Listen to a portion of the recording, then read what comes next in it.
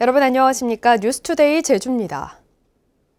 검찰의 수사권을 폐지하는 이른바 검수완박 법안을 둘러싸고 여야가 중재안에 합의했지만 검찰은 여전히 반발하고 있습니다.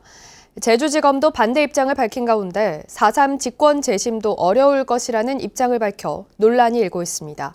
박주연 기자입니다. 제주지방검찰청이 이른바 검수완박 법안에 대응하겠다며 개최한 토론회. 토론회 직전 여야가 중재안을 수용했지만 검찰은 검수완박의 시행 시기만 잠시 유예하는 것이라며 단호히 반대한다고 밝혔습니다. 특히 검찰이 수사권을 잃으면 제주 최대 현안인 4.3 직권 재심도 어려워질 것이라고 밝혔습니다. 4.3으로 인한 피해를 받게 됐는지 부분을 저희가 사실조나 이런 것들을 통해서 확인을 하고 있습니다. 그런 것도 어떻게 보면 수사 일환이죠. 재심도 재판이기 때문에요. 지금까지 검찰이 직권 재심을 청구한 4.3 수령인은 130명. 앞으로도 2,500여 명이 남아있어 직권 재심이 중단될 경우 유족들의 피해가 우려되는 상황입니다. 하지만 법조계 일각에서는 직권 재심은 수사로 볼 수 없어 영향이 없는데도 검찰이 검수완박의 문제점을 과장한다는 비판도 나오고 있습니다. 직권재심 같은 경우는 4.3 특별법이 부여한 별도의 공익의 대변자로서의 검찰의 행정 기능이라고 보는 게 더 타당하고요. 범죄 혐의 입증을 위한 기능이라고 보기는 어렵습니다. 한편 제주지검은 검수완박 토론회를 진행하면서 기조연설만 취재진에게 공개하고 실제 토론은 공개하지 않았습니다. 지역사회 참여 토론회라는 명칭과는 달리 검찰이 선정한 패널만 참석해 검수완박의 문제점만 집중적으로 논의했습니다. 정당성을 확보할 때 공론화 과정을 형식적으로만 생각한다는 거죠. 그러니까 나중에 우리는 했어. 검수완박 입법을 두고 전국 검찰청에서 벌어지는 반대 움직임에 제주지검이 적극 나서 여론몰이까지 했다는 비판을 피하기 어렵게 됐습니다. MBC 뉴스 박주연입니다. 제주도가 4.3 가족관계 조사를 다음 달부터 본격적으로 시작합니다. 제주도에 따르면 가족관계를 조사할 업체 선정에 한 곳이 응찰했는데 이 업체가 제출한 계획서와 전문성에 대한 평가를 마무리하고 이를 토대로 5월 초 계약을 맺기로 했습니다. 한편 국가계약법에 따라 코로나19에 따른 한시적 특례로 한 곳만 응찰해도 수의 계약할 수 있습니다. 제주 제2공항 강행 저지 비상도민회의는 어제 성명서를 내고 국민의힘이 도지사 후보를 확정하자마자 제2공항 건설을 강행 추진하려고 한다며 도민의 뜻을 무시한 국민의힘 허양진 후보는 사퇴하라고 주장했습니다. 이들은 또 더불어민주당 도지사 경선 후보에 참여한 문대림, 오영훈 후보도 제2공항에 대한 분명한 입장을 밝히고 제2공항 추진을 백지화하라고 요구했습니다.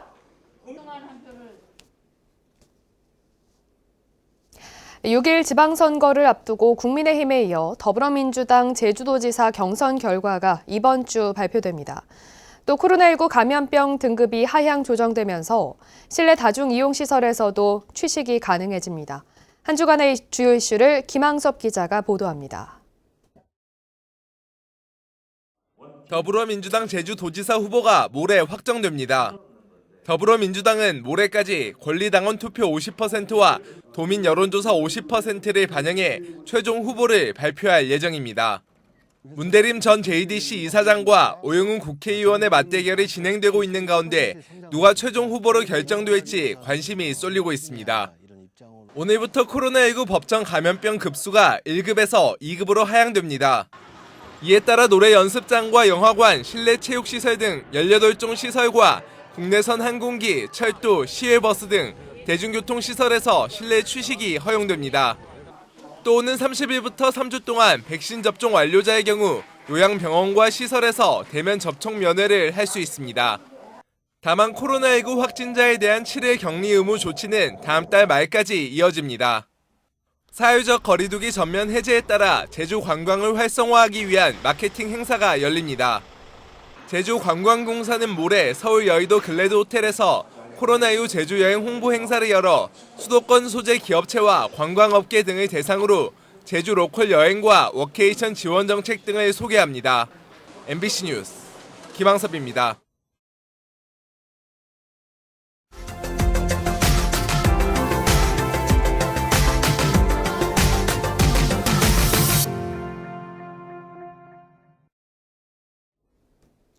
어류 폐사가 발생한 해창만의 주민들은 모호한 기준 속에서 우후죽순 생겨난 태양광 설비가 물의 흐름을 방해해 오염을 가속화하고 있다고 주장하고 있는데요. 사건이 불거지자 다른 지역에서도 해창만과 비슷한 피해를 호소하면서 수상 태양광을 둘러싼 환경 피해 논란은 더 커질 것으로 보입니다. 여수 MBC 강서영 기자입니다. 95메가와트 수상 태양광 발전 설비가 설치되고 있는 고흥 해창만 일대. 태양광 패널을 고정하기 위한 콘크리트 앵커가 줄지어 섰습니다. 현행법상 앵커를 설치하려면 안전과 유속을 위해 3m 수심이 확보돼야 하는데 주민들이 실제 측정한 수심은 1m도 채 되지 않습니다.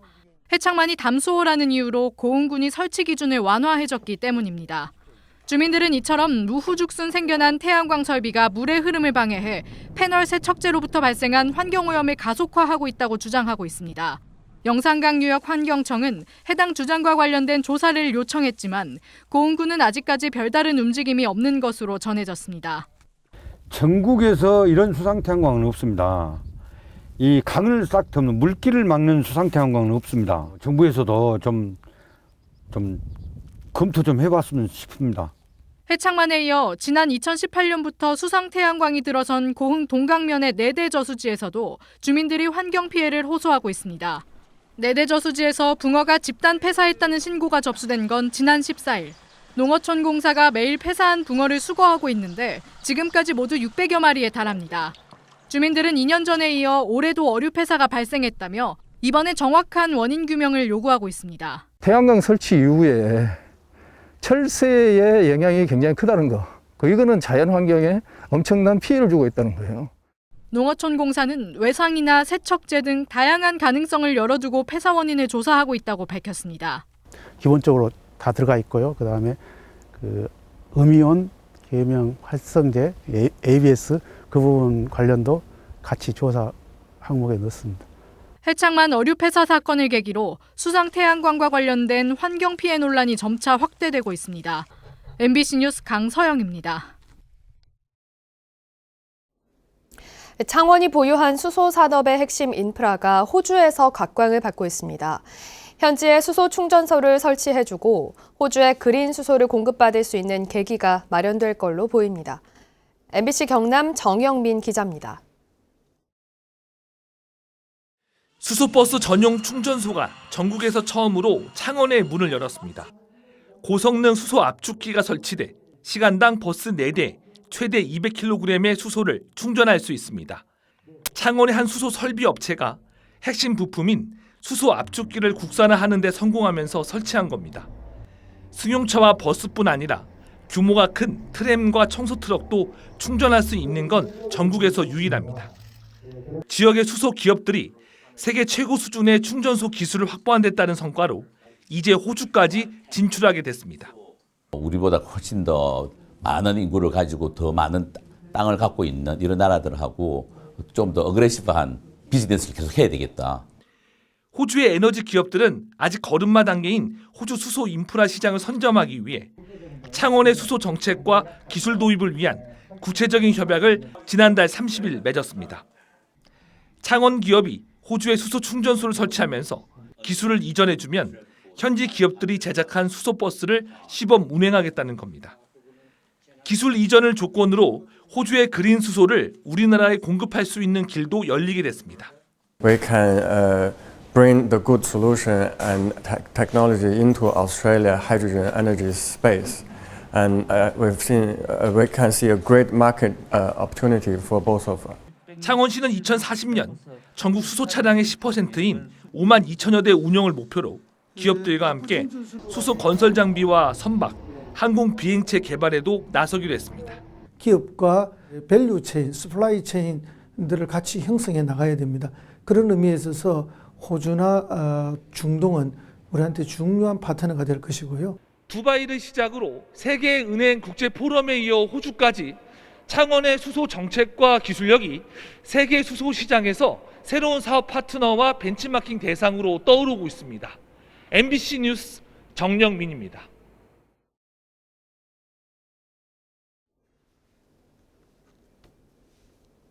제주형 분산에너지 사업이 본격적으로 진행됩니다.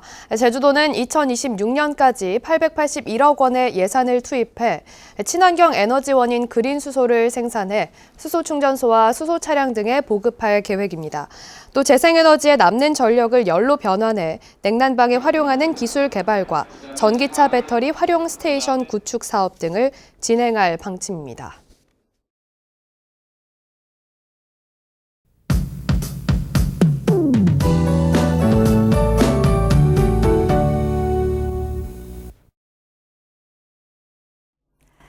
어제 경북 경주는 31도를 기록하면서 이때일은 여름더위가 찾아왔었는데요.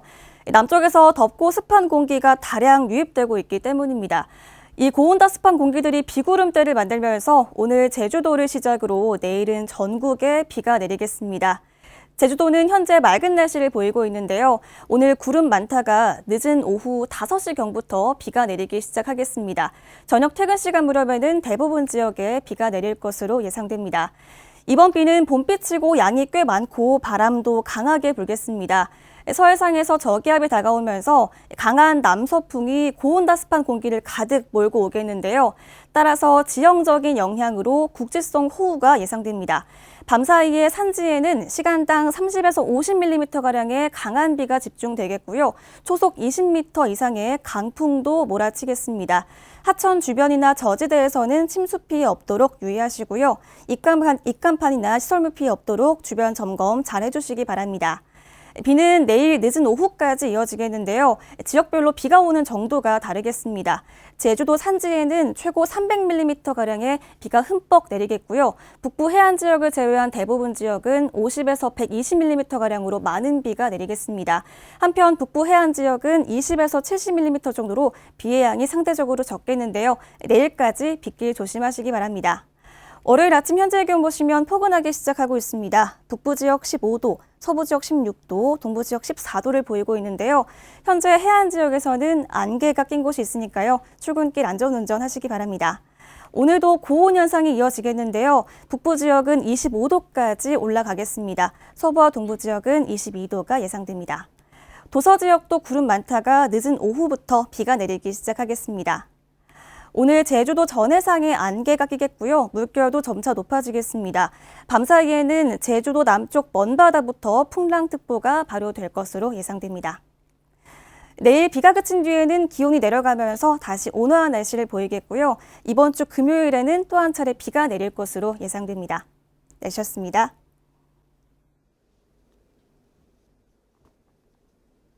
제주 지역 화장품 산업을 육성하기 위한 사업이 추진됩니다. 제주도와 제주 테크노파크는 오는 2024년까지 사업비 97억 원을 투입해 제주 화장품 공장을 재건축하고 화장품 제조와 생산 장비를 확충할 계획입니다. 이와 함께 화장품 연구 개발부터 제조까지 원스톱 서비스 지원 체계를 갖출 방침입니다. 제주도가 장애인들의 정보 격차 해소를 위해 정보통신 보조기기 보급 사업을 추진합니다. 지원 대상은 도내 장애인과 국가유공자로 시각장애인을 위한 화면 낭독 소프트웨어와 특수 마우스, 터치 모니터 등을 구입할 때 제품 가격의 최대 90%를 지원합니다. 지원 신청은 읍면동 주민센터를 방문하거나 정보통신 보조기기 지원 홈페이지를 통해 할 수 있습니다. 올해 마늘 재배 면적이 줄면서 생산량도 평년보다 크게 줄어들 걸로 전망됐습니다. 농협중앙회 제주지역 본부에 따르면 올해 제주 지역 마늘 재배 면적은 1,232헥타르로 지난해보다 23%, 평년보다 37.5% 감소했습니다. 재배 면적이 줄면서 올해 마늘 예상 생산량은 19,000여 톤으로 지난해보다 34%, 평년보다 49.3% 줄어들 걸로 예측됐습니다. 제주 지역 112 출동 시간이 처음으로 5분 이내에 진입했습니다. 제주경찰청은 올 들어 지난달까지 112 신고 후 경찰이 현장에 도착하는 데 걸린 시간은 평균 4분 50초로 개청 이후 76년 만에 처음으로 4분대를 기록했다고 밝혔습니다.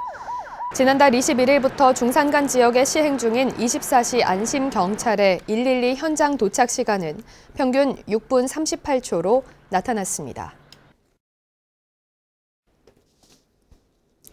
도로나 주택가에 불법 밤샘 주차하는 사업용 차량에 대한 집중 단속이 이뤄집니다. 제주시는 자정부터 새벽 4시까지 등록 차고지 외에 1시간 이상 주차하는 사업용 차량을 단속해 최고 20만 원의 과징금을 부과합니다.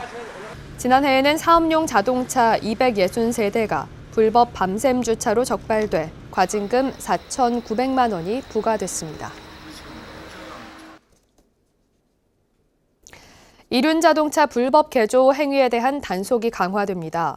제주시는 교통안전공단과 경찰 등 5개 기관과 합동 단속팀을 구성해 번호판 규정 위반과 미사용 신고 운행, 불법 개조 등 이륜자동차 불법 개조 행위를 집중 단속합니다. 지난 1월부터 3개월 동안 이륜차 불법 개조 단속에서는 모두 49건이 적발됐습니다. 뉴스투데이 제주를 마치겠습니다. 고맙습니다.